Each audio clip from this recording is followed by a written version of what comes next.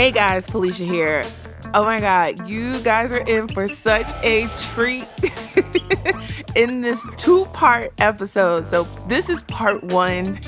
I convinced my mentee and friend to have an impromptu conversation about career with wine. So this is drunk history, but drunk Trill MBA show. It's awesome. Except for I was the one that was drunk. So enjoy. If you have any questions, email me, ask@trillinba.com. Hit us up on social media @TrillMBA show. And let me know what you guys think about this episode. Welcome to the Trill MBA show. I'm your host, Felicia Ann Rose Enuha, aka the Trillest MBA you will ever know. And I'm here to help you survive and thrive in corporate America by giving you the truth and being as real as only I can be. Happy Sunday, everybody. Oh my God, I'm so excited because I have a very special guest joining me today on the Trill MBA Show podcast. Let me tell you about this. I mean, badassery isn't good enough. Trill-ass marketer maybe gets close. But let me start with the edumacation. Okay, let me start there. Two-time Howard University alum, okay? Bachelor of Music in the music business in the Howard Choir, undergrad. Then she goes back for some more greatness to get her MBA in management. And for all of my Delta Sigma Theta Sorority Incorporated folks out there, she is one of your sistren, okay? So we're going to put that out there. But this phenomenal corporate warrior has been at Warner Lambert, which turned into Pfizer, which then turned into J&J. And she survived all that change. Came out, did some double flips, okay? Marketing director at Virginia College online. Came back, did another flip. Brand director at ConAgra. Marketing director at Treehouse Foods. You guys, these are huge companies. Huge companies. And when I tell you the story of how we met, you're going to be like, well, you lucky bastard. Welcome to the show. Not only my friend, but my mentee extraordinaire, my voice of reason in corporate America, the person who calls me on my shit. And y'all know I need that. Joanna Reddick, welcome to the show. Thank you. It's a pleasure to be here. I am so freaking excited. So first we're going to talk about how we met. I'm going to tell my side of the story. You're going to tell the side of the story where I got hoodwinked and bamboozled. No. I'm going to tell the national black. Okay. You're going to go to the beginning. Yes, the beginning. I'm going to tell them how I tricked you into putting me into the next round. Go tell. So check it. It is 2008 Washington, D.C. National Black MBA Conference. It's my first year of business school. I don't know what the fuck I'm doing. I have no clue what the fuck is going on. I'm just winging it, right? Prepared, but not really. So I'm just trying to use my finesse because I didn't really do a lot of research on J&J.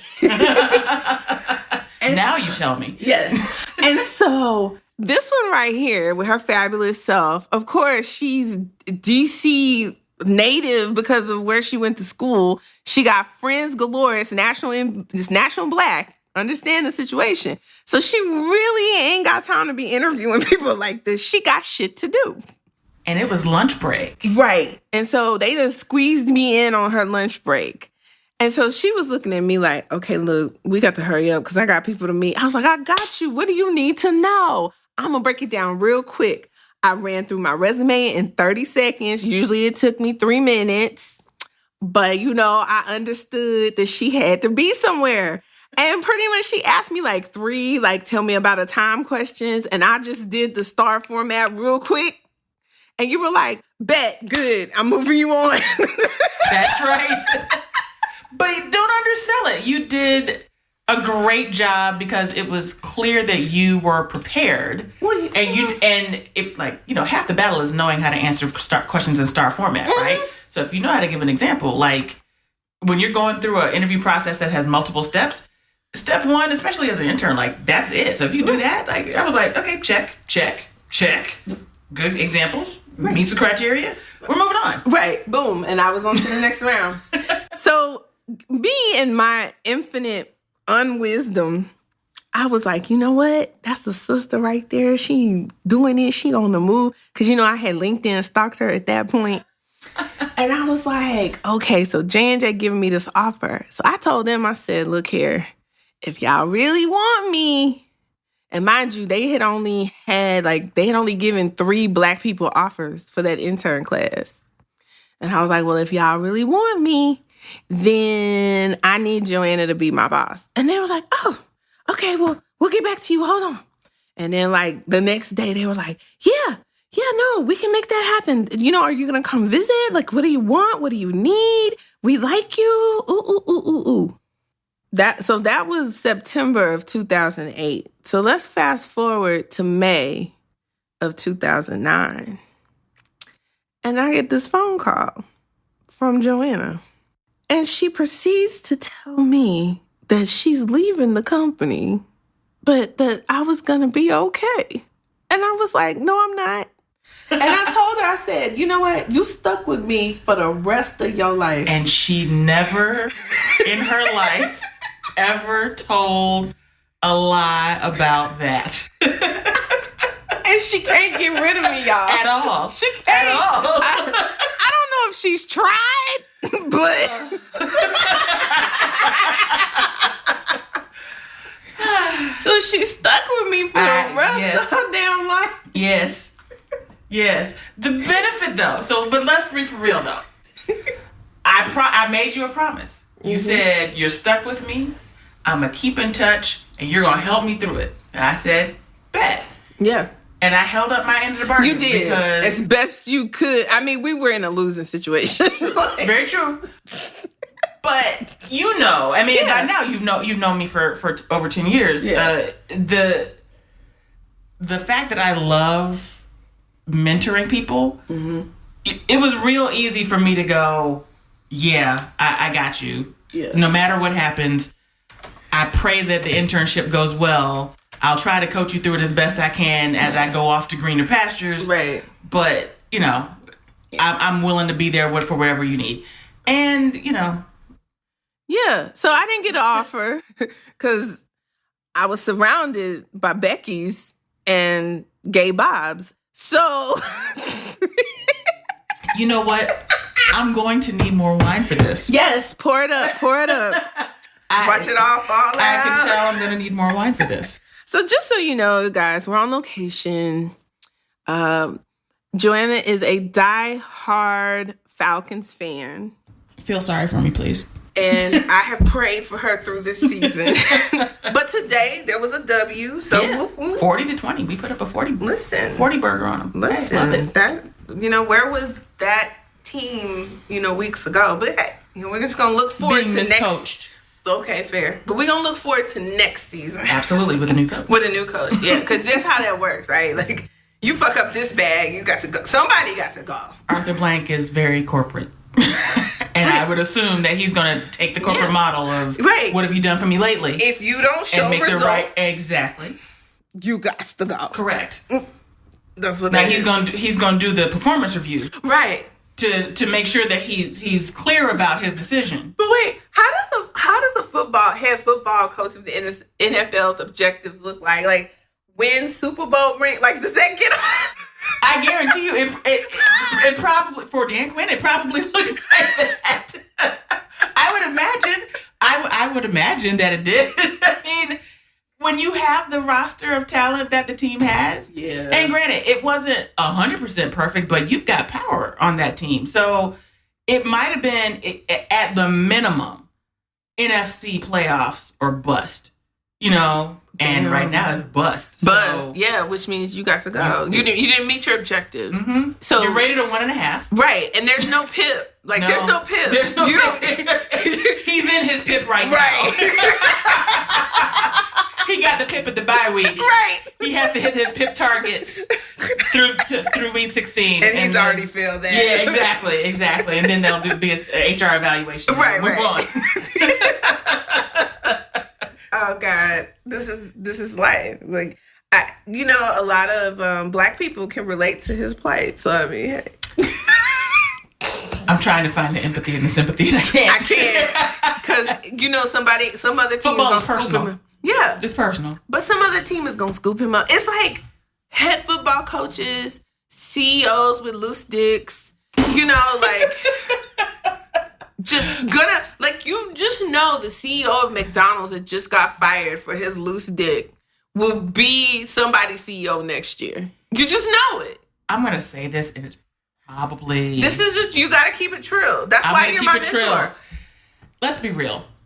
He didn't get fired because he was promiscuous. He got fired because he became a liability. Exactly. So anybody who's been in corporate for a significant amount of time, you've seen some things. It's not unheard of. Like all of a sudden it became a matter of dollars and cents. Yeah. Whether it was lawsuit related or otherwise. Mm-hmm. I have to imagine that otherwise, most companies, at least some companies that I've seen or other people have seen, these things happen all the time. Right. It may not be at the CEO level. Right. But it's happening. It happens. Which is why they have those hotlines, like Correct. Speak Up and Correct. There are a lot of tell us, and there are a lot of things put in place to try to encourage people to speak up. Right. But unfortunately, but some cultures aren't conducive to people feeling comfortable enough to do so. Listen, but pro tip, don't call that shit. No. Don't you ever. I don't give a fuck how bad you feel, how mad you are. Do not pick up that phone and call that shit. It is never going to get you anywhere but out of that organization faster.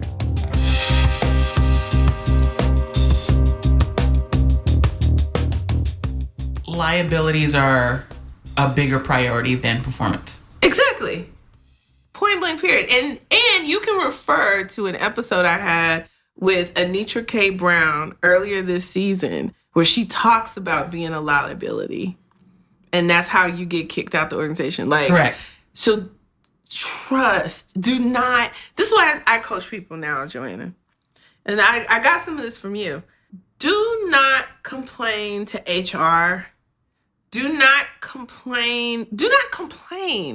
Especially if you don't have a solution. Stop wasting your breath. I learned that the hard way twice. Apparently, I needed to be told more than once. Oh, tell it. So the first time, and I'm not gonna give names. Mm-mm. I know I'm supposed to be trill, but no. We're not trying to have lawsuits. Correct. Now we can talk about things that have already happened in the news. So right. McDonald's, Correct. that was all Correct. over the news. Correct. That's public. We're not giving any trade secrets here. No. Both of us have never worked at McDonald's. Correct. So when I was in undergrad, like Felicia mentioned, I was a music business major, so I had internships in the music industry. Oh. And I learned a lot. Mm-hmm. And at one point in time, there was a producer group that I interacted with, and my main point of interaction was for an event that was happening on my college campus, and things weren't going well. People were stuck in traffic. Oh. Now, I'm already here. My role was to be at the venue to greet the producers, to bring them into the event. But my supervisor was driving one other caravan, and she was stuck in traffic. And there was this whole... And you have to remember, this is in the 90s. So right. Cell phones, it was more pagers than anything. Right. And they get out the car. The first thing I did after greeting them was when they said, "How are things going?" And I said, "Oh my gosh, nobody's here. I'm really concerned about that." And I just... verbal vomit right. of everything that was going wrong. And one of them pulled me aside and said, "Don't bring problems, bring solutions." Now, you would think that as a junior in college, I would have taken that to heart and said, "Yeah, I get it." No. But no.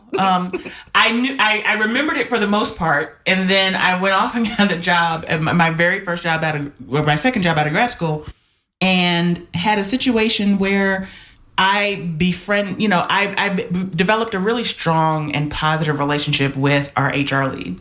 I don't regret that to this day. Girl, wonderful you person. play with fire. Wonderful person. Right. But I learned in that situation, and kind of in general, that sometimes it's not worthwhile to have open and transparent dialogue about things that you may be concerned with. Right. And, at the end of the day, they're not intended to be your friend. Right. They're there to manage liabilities. Exactly. And so you might be thinking you're talking to a like-minded... Right, because they make you comfortable. That's their job. Your skin folk, Mm-hmm. You could have... Skin folk, not kinfolk. Correct. You can have closed-door conversation. And 5 times out of 10, it was cool. Mm-hmm. But that other 5 times... I probably, in hindsight, it was nothing that they did. It was all me. Mm-hmm. I probably should have kept my mouth shut and minded my business and moved along because it began to creep into how I might have been perceived by a couple of other people. Exactly. So, yeah, you're right. I passed that along to you of don't complain. Yeah, don't. Keep it to yourself. Right. Find another way to either ignore what might be bothering you or find a way to solve for it. Right. Because talking about it brings its own set of risks. Right. And I always tell people, I understand the human need to vent. I'm a venter. Sometimes it's the principle of it and I just have to talk about it. So that's why, I have you, I have Tiffany, who's been on the show. I have my circle who don't work at the companies I work at, don't really know the motherfuckers I'm talking about. So I can vent, and then y'all bring me back to earth, and then we laugh about it, and I feel better, and I move on. Right. Right? And that's how I've learned to cope with the bullshit. Right? Yeah. And because you have to have a way to cope with the bullshit. Because bullshit is about, if Satan has a playground, it is corporate American workplaces. You've heard me use this analogy 1,000 times. I keep joking that there's something there about this analogy that can be bigger, but we'll talk about that offline. But the analogy I keep using is it is high school part 2. Yeah. The getting an MBA, it's not the same type of theory-based degree that your other, master's degree colleagues are getting. My mother is overeducated. People who know me know that. My mom has 4 degrees, right? Your mom's a boss. She is a boss. But all of her degrees are in theory-based subjects that are linked to then, doing research and writing books and creating space for new thinking and dialogue. Right. New knowledge. She's a PhD. She's a PhD. Her purpose in getting your PhD is to create new knowledge. Exactly. Whereas getting an MBA, it's a practical degree that really teaches you about the X's and O's of how to do a certain job. Right. You want to be an accountant? This is how you fill out a balance sheet and a ledger. It's very X's and O's. Right. It's not theory. No. It's very tactical. It's very tactical. You learn the new language. Yes. You learn how to navigate the language, and you learn how to problem solve. Exactly. To execute. And when you're in the university, mindset and the academic mindset of getting an MBA, you walk away with the false belief that when you work hard and do the things that you were taught in grad school, that you're going to excel just like you did in school. But then you forget that the things that you learned in grad school and at getting your MBA, they're all common sense based things. Right. Which is why I laughed. When you're making negative margin, it's a bad thing. You don't need a book on management to tell you that negative margin is bad. Right. You don't need somebody to tell you that if you're working in a manufacturing plant and the manufacturing line is spitting off more waste than it is producing product, you don't need somebody to tell you that that's a bad thing. Right. So there's a whole lot more common sense to an MBA than there is kind of practical execution, right? Which means that when you walk into a corporate environment or walk into a business world, 9 times out of 10, you're going to run into people who don't have MBAs. Yeah. And 9 times out of 10, in many cases, these people, some of those people are going to be elevated to levels in the organization like C-suite, like SVP, EVP, VP, etc. And the hard part is when you start to parse out, who's sitting at the cool kids table, who are the wannabes, who are the pretenders, who are the jocks, who are the cheerleaders. When you start to parse out who are the people that are kind of like the high school cliques and who's running stuff, and a lot of that is based on like, did they learn it just because they were sitting at a desk and they started out in the mailroom and they worked their way up? Like in the soap operas, or did they get an MBA, vault over everybody else because they learned it in a classroom and have an expectation of moving up? But now you got to deal with the jocks who said, "Well, no, I learned it on the street, and I'm friends with the people at the cool's table, so I'm gonna leapfrog you. You can wait. I don't care if you have an MBA or not."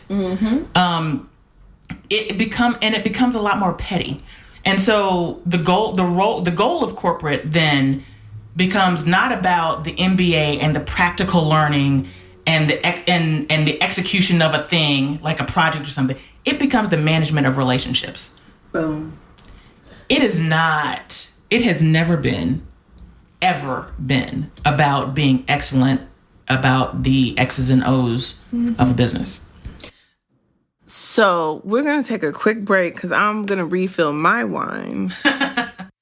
And when we come back, I want to know from you, what do you feel like has been your biggest failure in your corporate career so far? When we come back from the break. So y'all stay tuned. Hand me that wine bottle. Hey, you guys. So I am working on some ideas for new content for season 4. And possibly some new formatting of the show. So with that said, I want to know if you guys want me to share listener letters on the air. And if you do, and you have certain situations and you feel like, hey, I want everybody to know that this stuff happens because it happened to me, then hit me up at ask@trillinba.com. And tell me your story. Tell me what you want me to share.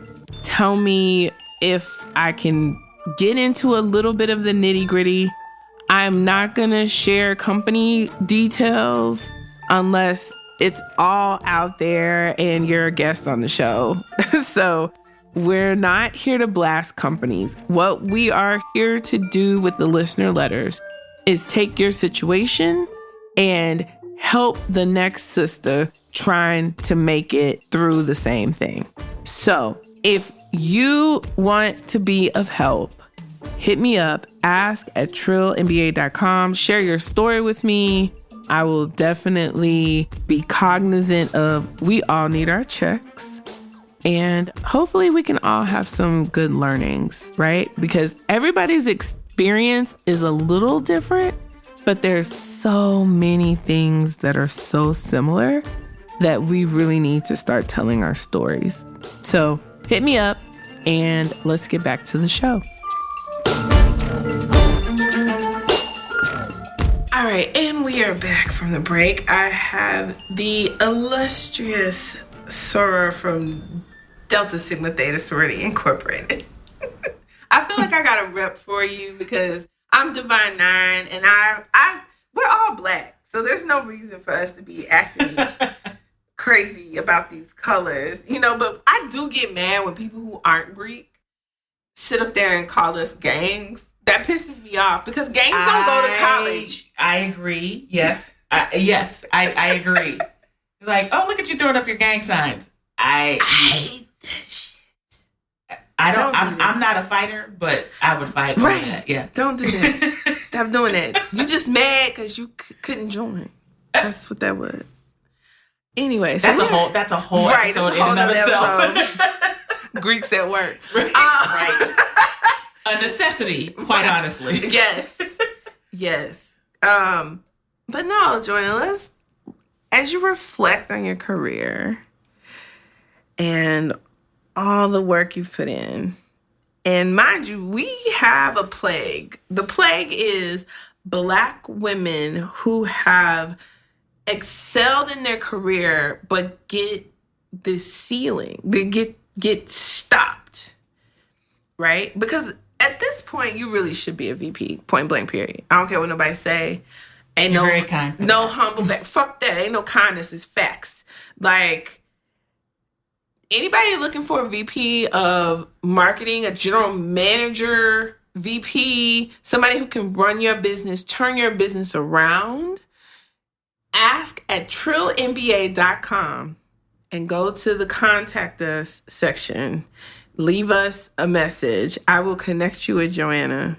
If you need a vice president of marketing or general management, she is ready. She's beyond ready, and she will make you money. Okay? I have seen it. I can attest to it. We have receipts. Yes, we do. We have lots of receipts. But I think, you know what? I think about you. I'm going to name some names. I'm going to name first names. So it'll be, we know who they are. Okay. So you, Sandra. Yep. Liz. Yep. At my job, my old job, like I think about Kirsty, Brandy, even my BFF who's been on the show, and I had to take it down because our job was acting a fool about it, but it was a great show. But like Jasmine, she just got her director's strike, but she's still punching above that weight. Like all these Black women who really, if you just gave them the room and the opportunity and not give them a business to turn around. That's the other thing that pisses me off. Every time you want to give a Black woman an opportunity, hey, girl, hey, we want to give you this opportunity. Can you turn this business around? If Black women ain't the turnaround queens of corporate, it is so fucked up. Whereas they give Bob the business that's growing only to check the box on the director level. So I can make you the fucking VP tomorrow because results. It's like, nigga, you could sleep all year and that business was gonna get results. Like, really? I'm sorry. I get so passionate. It just makes me mad because you are a 1 in 50, 11 minutes. You're why Black women are leaving corporate. Yeah. Because you got battle wounds. Yeah.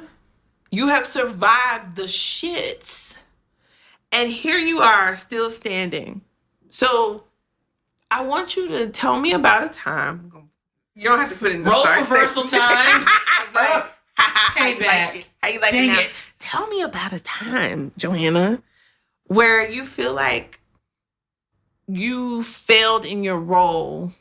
And what did you learn? It could be when you were a junior, when recent, like failed in role. And it doesn't have to be like, because there have been many a times where I hit my number. Yeah. Oh, trust, I rarely don't hit my number. Like one time in my whole career have I not hit my number, and that shit wasn't even my fault. Yeah. So fuck that. But I honestly, I've got two examples. One is a little more macro, but I'll start with the smaller one though.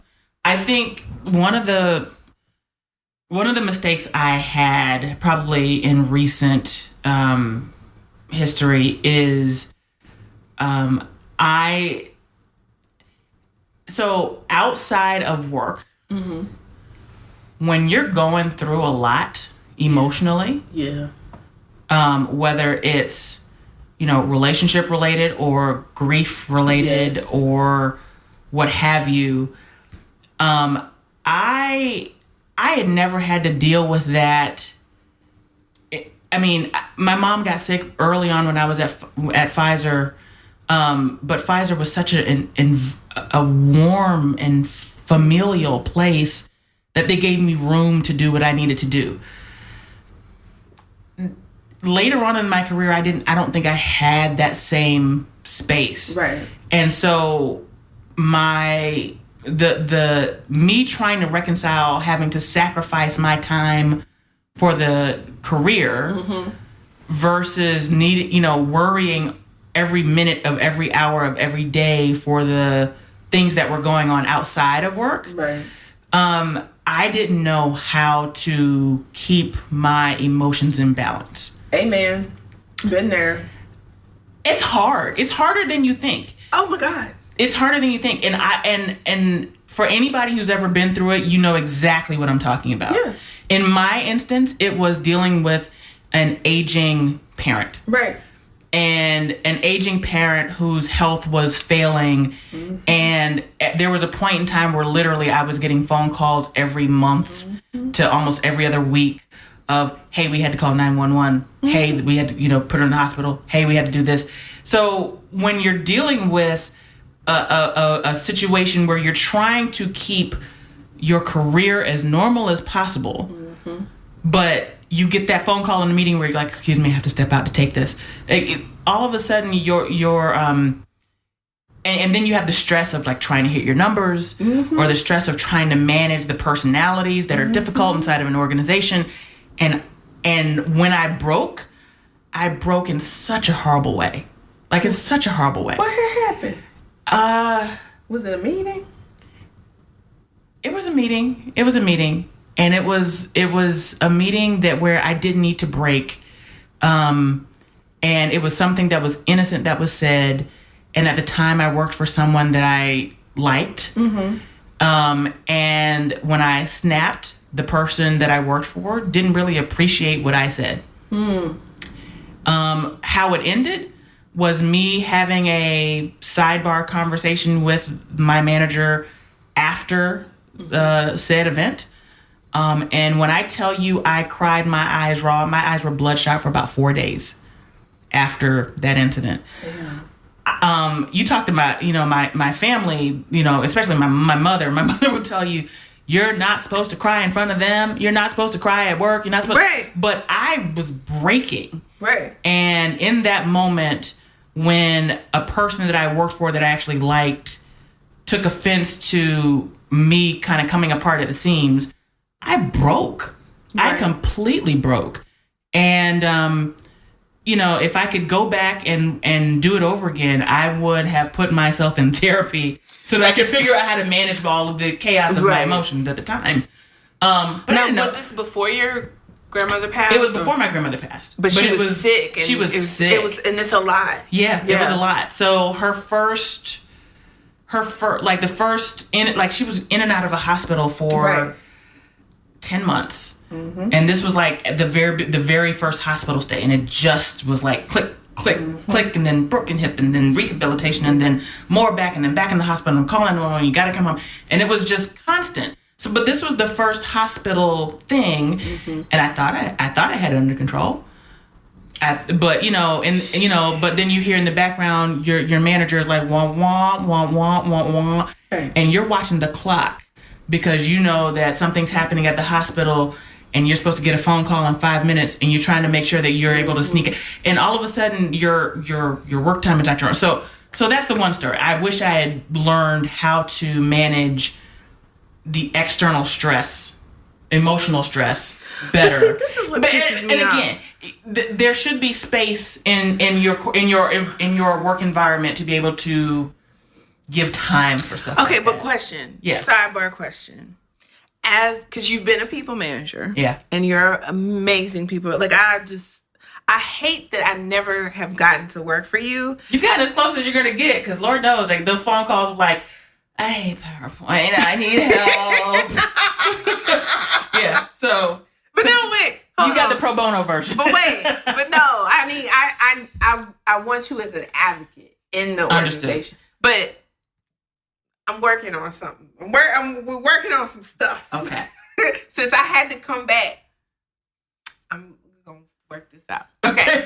But, now don't get me wrong. I like my boss now. So don't be running to my boss if you listen to this show and you know where I work now, talking about Felicia trying to get a new boss. I will kick your ass. Okay. Anyway, but okay, Joanna. Yeah. Why is it important from a manager's point of view? Mm-hmm. Why is it important for us to not have those moments? Or I guess, why can't we be vulnerable? Why can't we be human in these spaces? The high school analogy. I mean, full stop. It's everything is laced with judgment, right? And it's always the prerogative and the perspective of the person that's in the observation, not the person that's actually dealing with the thing, right? Mm-hmm. So, for example, there are many people, and I'm sure people who are listening to this podcast, who may have been accused of needing to adjust their tone. You might be a person who just has a very emphatic voice.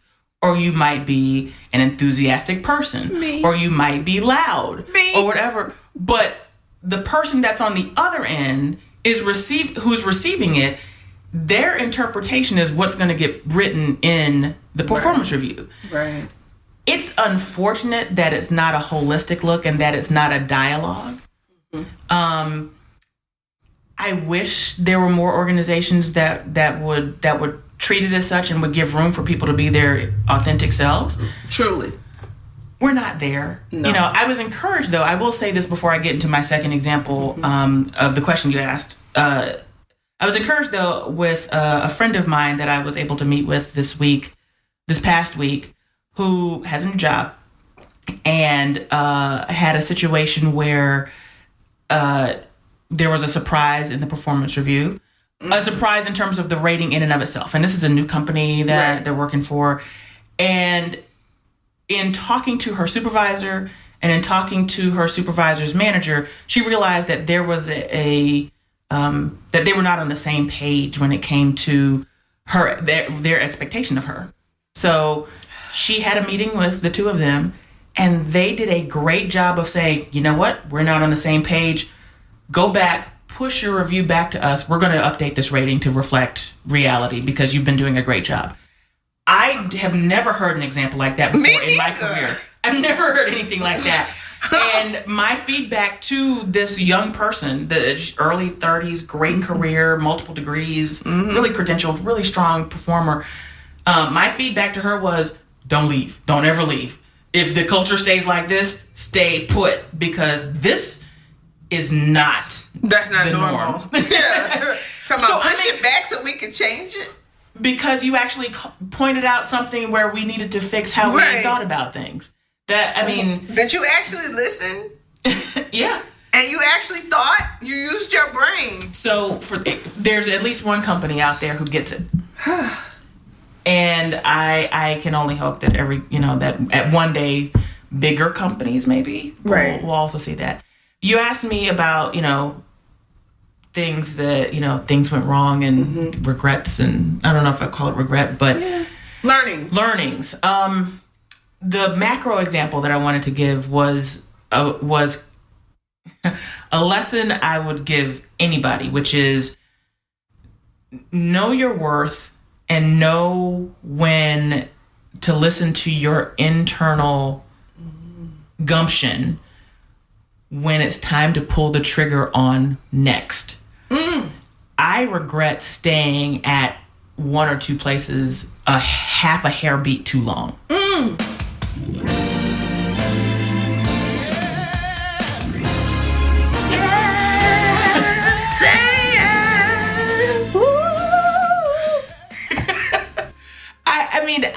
If I had to go back and do it, I look at something that I realized, like there are colleagues and friends of mine and acquaintances of mine who I worked with when I was in the early companies, with J&J and Pfizer, and they're all having really great careers, but they all stayed in the New York area. And honestly, when 90% of the companies are in one spot, you have a great chance of being able to move around and make something of your career. When you choose to relocate to companies in the Midwest, companies in the, like the desert, companies in places where they may not have a lot of either CPG or banking or what have you. Don't go to Minnesota. Black women who are single, don't go to Minnesota. Okay, go ahead. You start to shoot yourself in the foot a little bit, right? Yes. So, I'll pick on one industry because it's the first thing that comes to mind. But if you're going to work in banking, 9 times out of 10, you're going to be in Charlotte. Right. If you want to then parlay into something else, but you're hitched to Charlotte because either you got married, or you have a wife and kids, got babies. There might be a handful of other companies where you can go, but you're a little stuck.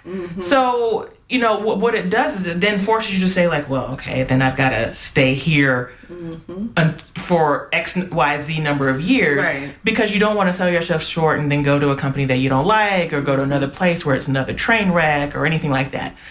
I would say I got caught in, and again, I don't regret this because I recognize kind of personally where I was in terms of things I needed to do for my family.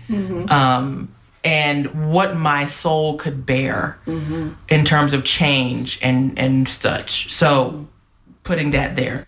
But had I had to do it all over again, and if I could have compartmentalized, like, stuff happens, and because stuff happens, I just need to go ahead and pull the trigger and because life moves on and I can't wait. Right. I would have left places so quickly. When you see the train wreck in front of you, right, there's no reason to stay in the train wreck in the hopes that it's going to get better or in the hopes that you can survive it and then come out cleaner on the back end of it when it gets better. No. It never gets better. Especially as a black woman. Like, you're not in the power position.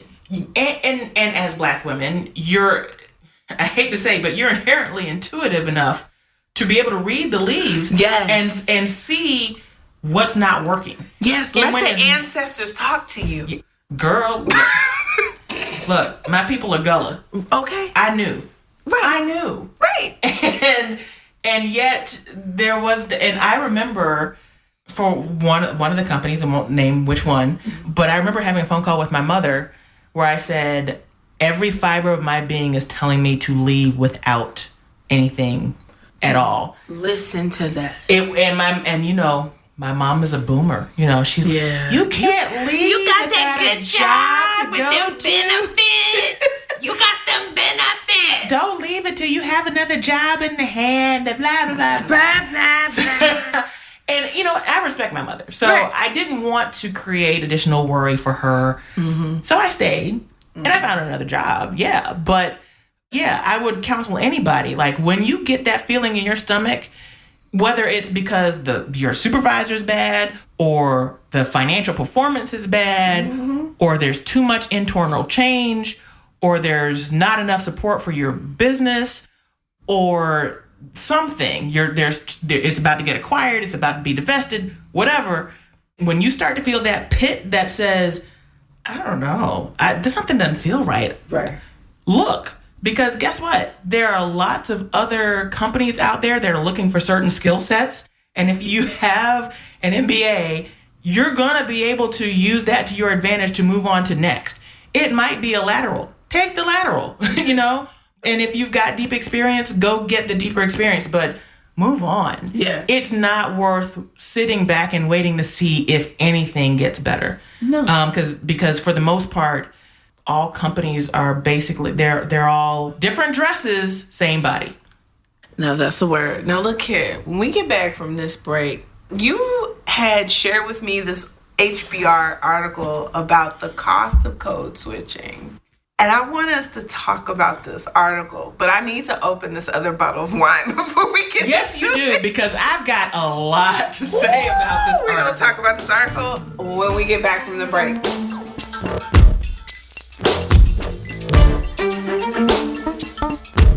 So it's currently 11:35 p.m. and I am working on this podcast.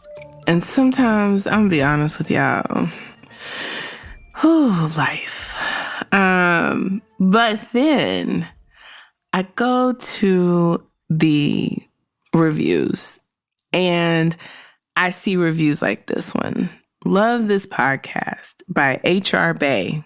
So see, y'all HR people, y'all be listening.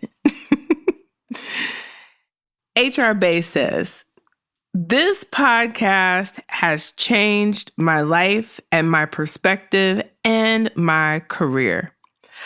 I thought I was the only person that was going through crazy stuff in corporate America. I've learned how to take my career back and not throw in the towel. Thanks, Trill and BA. Much love and respect to you. And so at 11:36, I am going to still be working on this podcast because I just remember when I felt the same, that I'm like, okay, one of us is crazy and I'm saying it's not me and y'all are saying it's me, and I be damned. Sis, you are not alone. So thank you for listening. Thank you guys for your support.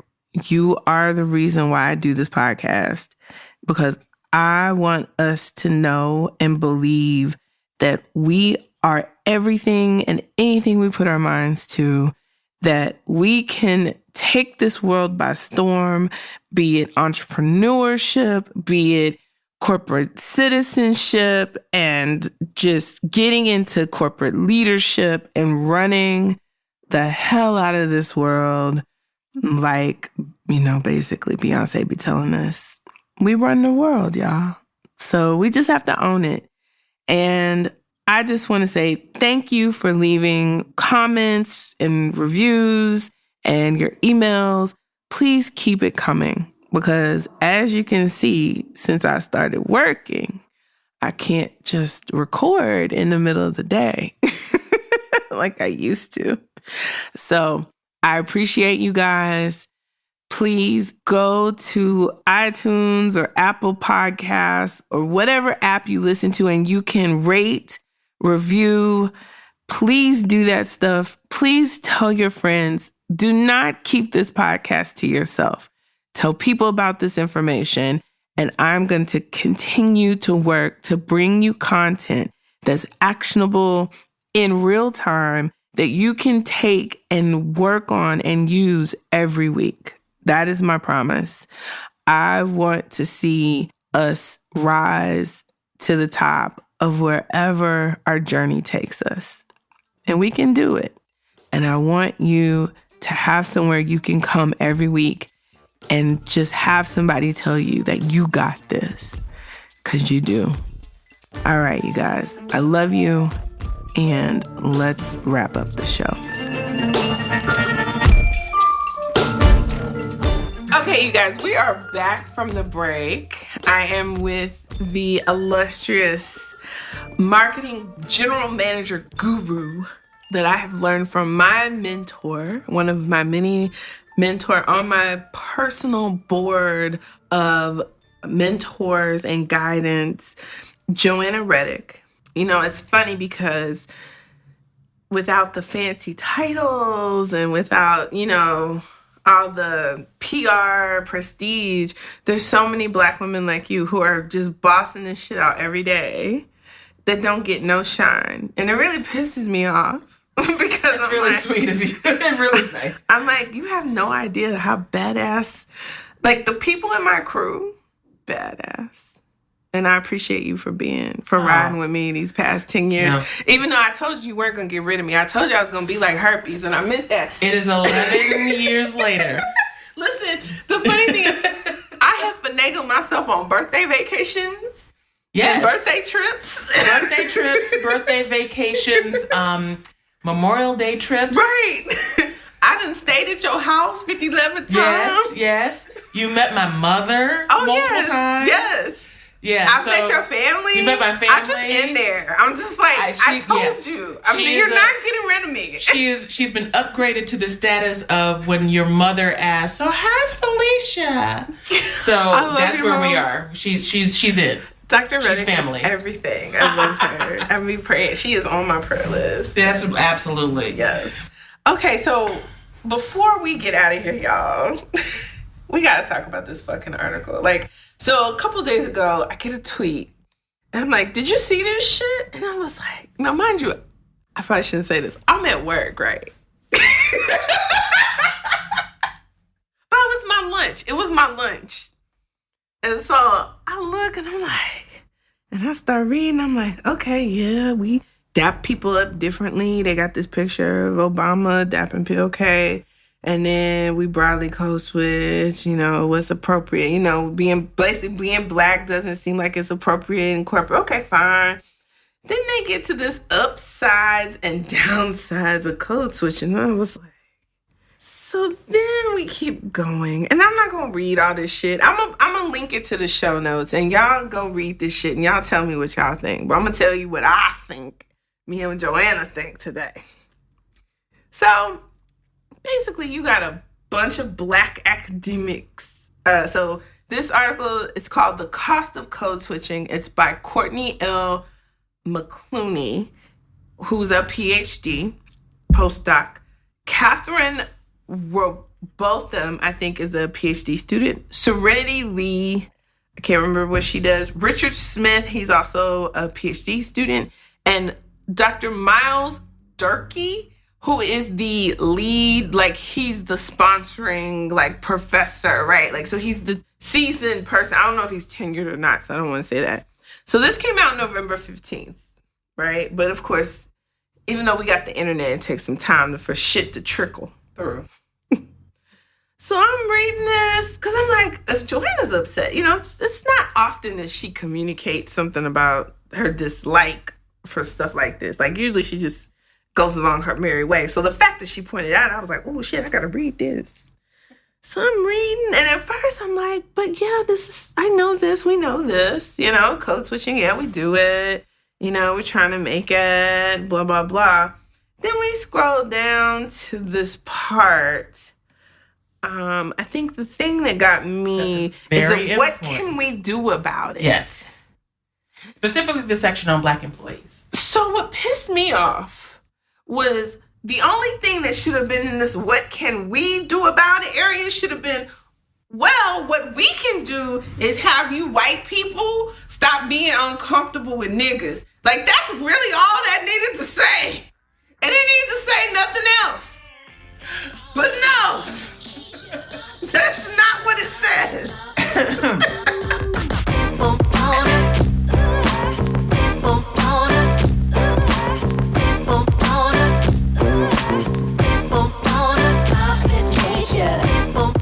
Yeah, I mean, you said it the trill way. I can't even argue with it. That to me was the root of the problem that I had. Well, I thought that, for the most part, you kind of, like you said, you read it and you head nod yes. Mm-hmm. I think they also kind of swept over the fact that code switching is not just a corporate thing. Right. If you are black in America, you've code switched all your life. Let the police stop you. It's just what you do. Right. So you kind of do it without thinking. Right.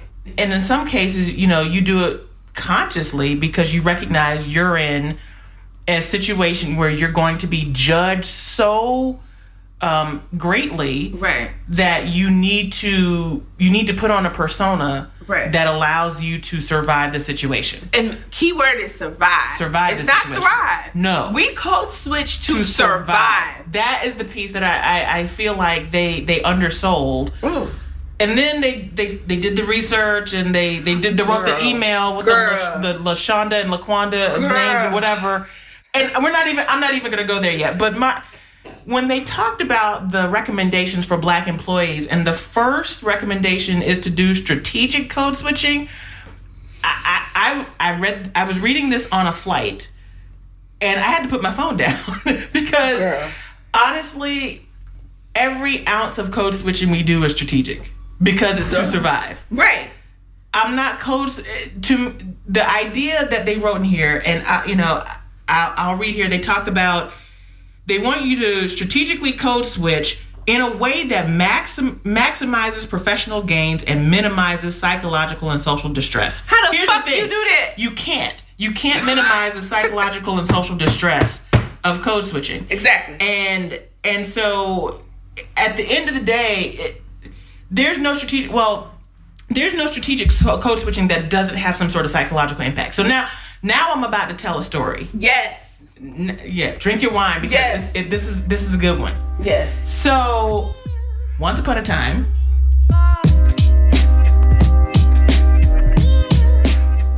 I, surprise, got feedback that I was super strategic and on plan and all the sorts of good stuff that you hear in performance reviews, and then said, but the one thing you need to fix is your tone. Not the tone. But you've been so good. How young were you? Well, this was way before I met you. No. Because by the time I met you. This was after I met you. Seriously? Yes, it was. But you're so good. Look, who knows what the driver was for that. True. We won't even get into that because that's a whole conversation in and of itself. Right. Be that as it may. Right. I was working on a team and with a supervisor. I knew well enough to kind of know what the cues were, what the things were that were kind of the opposite of what was interpreted as tone problems. Mm-hmm. So I was on the phone with later that evening with one of my best friends, and we started a running joke. And the running joke was, you should go into the office as your alter ego. And you should name your alter ego, and you should start dressing like your alter ego and have these different characteristics. And it went from a joke to, let's put this in action. So, unbeknownst to everybody at the place that I worked, where I did this, the plantation, it was right unbeknownst there. to the person that I worked for, I switched up my persona and became this alter ego, which is kind of like the ultimate code switch, right? It is. The thing that I was not expecting was that it worked so fast. So to make it funnier is the alter ego's name was Prudence. And she was given the name Prudence because that name is the embodiment of the type of persona that I was going to go in. So I started wearing more like frilly florals and frilly florals. My nigga, not frilly. And pinks and beiges and flowy dresses, and I started making my voice really soft and saying please and thank you and not speaking up with recommendations, but asking questions. Right, my pleasure. I'm so sorry about that, but what can I do to help? And I completely muted my normal, standard, hey, I have a question. This doesn't make sense to me. What can we do to fix this? Right. That apparently was a problem. But when I went to my more demure self, when I tell you I did one meeting, came out of the meeting, and my supervisor stopped me as I was going back to my office and said, you were so fantastic in there. Whatever you're doing, keep it up. And that's how Prudence came to be. And she lasted I did it for about 3 weeks until I was kind of in the clear of the whole tone police. But, reading this article made me so upset because that whole strategic code switching, to me, what I did with that whole game of being Prudence, that's what they kind of want you to do with this strategic code switching.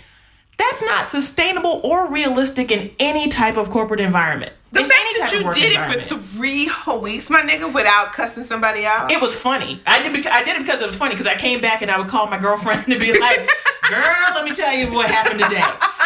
Because it was funny. But then after 3 weeks, I was like, no, I got to put on my regular clothes. I got to wear my, but because it's not sustainable to be something that you're not. And but it worked. It worked to get back in the graces of like, your tone's not a problem. And so in reading this article, I feel like they completely put the burden on like, yes, organizations, you need to find a way to let everybody be themselves, but black people, right? And to me, like there should be a period at the end of the sentence of organizations. You need to find a way to let everybody be their authentic self. Full stop. Right, and there is nothing else that needs to be done. Again, don't put the burden on black employees. The rest of these 150, 200 words by these motherfuckers should be, when they get to the section, what can we do about it? Hey, white people, stop being afraid of niggas. And that should be it. Like, that is the true answer. Like, stop being in your feelings. And again, I go back to my favorite example. I'm gonna put this motherfucker on blast because I'm drinking this wine. I don't care. Oh boy. So I was working for this dude, and the top of his head came up to like right here at the top of my breastplate. So his face was always in my titties, but I didn't really understand that, right? Because they big. So tell me he didn't. It's my end of year review. Oh, God. And he says the following. And I've shared this with y'all. He says, your facial expressions make me uncomfortable and you make me uncomfortable. And this was my review, my nigga. Like, what I'm gonna do with your... like, if you said your PowerPoints aren't telling the whole story, or... you're not pulling this Nielsen right, or, something I can actually go do, but you want me to shrink down to a tiny little person and crawl in your head and fix your brain? He turned into a barbecue Becky. Listen. I mean, that's essentially the equivalent, right? And he's just a short white man. And the thing that pisses I don't know me off, how to manage other people's insecurities. How do you fix that? You can't. I can't help it that your head comes to my titties. I can't. And you're divorced with a kid, and you might want to put your head in my titties. I'm not a Yamla. I can't help you. So I don't know what That's to do. where the liability conversation comes in. Right. But then if I had gone to HR and said, hey, I got this feedback, it's not actionable, now I'm the problem. I'm the liability. And this is what pissed me off about this, because I was having all kinds of flashbacks to all the microaggressions and all the shit I've been through. And when you a nigga like me, like, it's, first of all, when I'm at work, you get Felicia on a 2, which is like, it's dumbing me down, right? Like, that's me code switching, which is still too much for these motherfuckers. But I try to create dialogue around my personality. I try to explain who I am and blah, blah, blah. Right? I use the book. I tell people to get this book all the time. How to Win Friends and Influence People by Dale Carnegie. I really use that as my North Star to figure out how to have them be okay with Felicia on a 2. But I realized even Felicia on a 2 was too much for some people. Right? Mm-hmm. And so I'm just like, it's, you know what, honestly, every individual is going to be insecure about something. Right. I mean, I think for me especially, I've got the double whammy of, I'm the daughter of a PhD who was a college professor who has a very emphatic voice. And so a lot of how I've learned how to inflect and bring ideas to the table, I get naturally because I watch my mom do it. Right. And then on top of that, I come from a very tall family. You've met my family. I'm almost a runt in the family. Yeah, you are the short one. I'm one of the shorter ones. And I'm 6 feet tall, right? and I like to wear heels. Get it. So that's a different podcast, Felicia. So the thing that I have to be aware of is that, you don't know when you're going to run into somebody who's shorter than you or older than you or less educated than you are or just mediocre, or, I mean, heaven forbid, let's be real about it, bigoted. Yes. Or has never been around a black person or has never been around an educated black person. Oh my God. I mean, you don't know what you're going to run into. So right. you code switch to try to be prepared for all of it. Right. And in some cases, even when you do code switch, it's still not going to work. So it's people, you have to manage for other people's insecurities. And I just find it Draining. Yeah. I mean, we've already got so many other things to worry about and to do, and again, reading that article about code switching was draining. And then the other thing, and this is, and I know you and I shared this privately, and I'm gonna tell it. I'm gonna tell it, but I'm gonna tiptoe around it because I don't want people. I don't want to get a letter in the mail. So. I would get the letter. Ask at trilliumba.com. Yeah, but we're not. The other issue that I had with the article is that it was specific to Black people, and I know I have been a witness to situations where non-Black people have been in environments where they have been allowed to and embraced for operating in caricature and stereotypes of other races. And it is perfectly fine, and they get rewarded for it. Like become president and VPs. I'm gonna take a drink. But saying all that to say, like there's something to be said for authenticity, right? Right. Because who's to say that, the person that I'm thinking of is not being authentic? Perhaps they are, but they were given permission by the other people in the office, the white men in the office, right, to take on this, Adidas pants, Adidas jogging suit wearing, Timberland boot wearing persona, and to give people, gangster nicknames and stuff like that. Like there was a permission given, but I know that if that person was Black, they wouldn't be able to do it. They would not have been able to do that. But here's what pissed me off about situations like that, because it's not the only situation. No. So,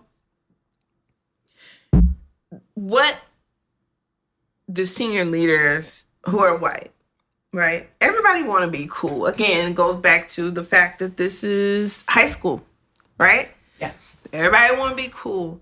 And so here's this person who, through their personal life, they have a connection to Black culture. Okay? Yes. So they bring that into a space and they make these white people comfortable. And then in turn, like kind of giving them pseudo Black cards, pseudo cool cards. Right. And that's how that worked. And part of me is like, I ain't mad for your hustle, bruh. Do you? Mm-hmm. But then part of me is like, this some bullshit. Mm-hmm. Toxic masculinity. A lot of it. And it's just this thing about, you're able to go into an environment and make friends based on a caricature you've created, based on what you believe the stereotype that these people have bought into, and you've exploited that. And you have intentionally done it. Yeah. Don't act like you haven't. You have, because you're not dumb. You're not dumb. Now, them fools you work for are, but you not. Honestly, I think it just speaks to comfort, right? Mm-hmm. And so, I mean, it all gets back to comfort. And so what you hear, what I've seen in reviews, for a variety of reasons, whether they're talking tone or something else, they're talking, they talk about, be aware of who's in the room and the audience. Right.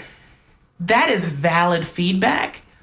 But when you're talking about an audience that may have an insecurity that is not clear or unknown, if it's not a known insecurity or a known thing, you don't know what landmine to avoid in terms of being your authentic self. Right.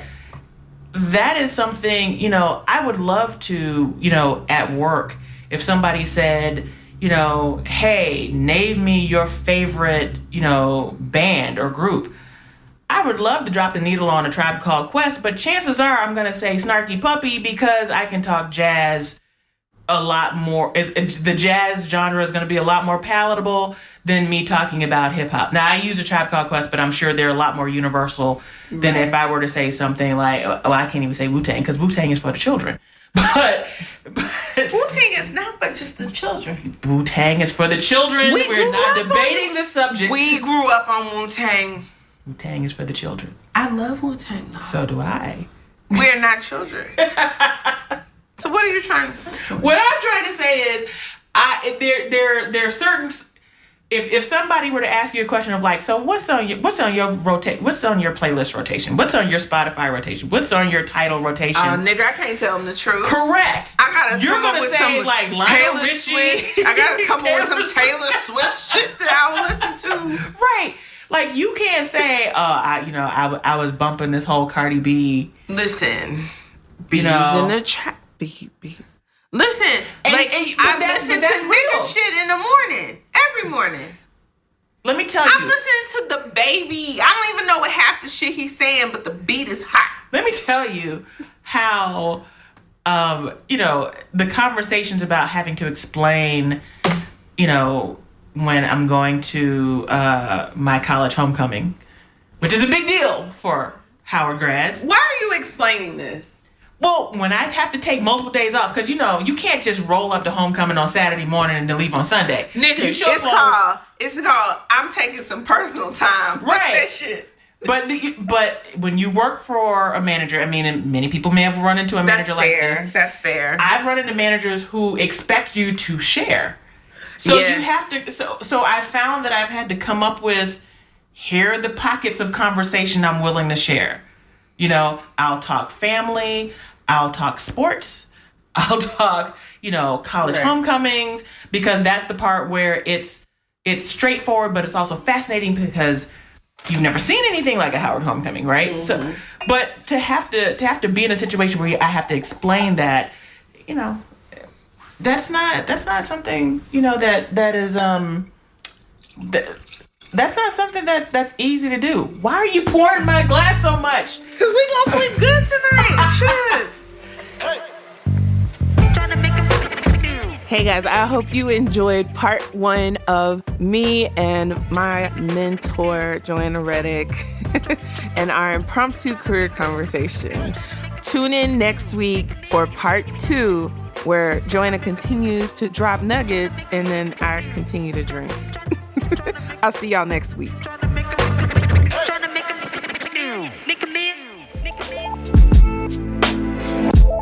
The Trill NBA Show is a Fair World Corp. LLC production. Executive produced by Felicia and Rose Inuha. Sound design and editing by Chris Mann with Podshaper. Theme music is Kick Push by Ryan Little. Keep it trill every day, y'all.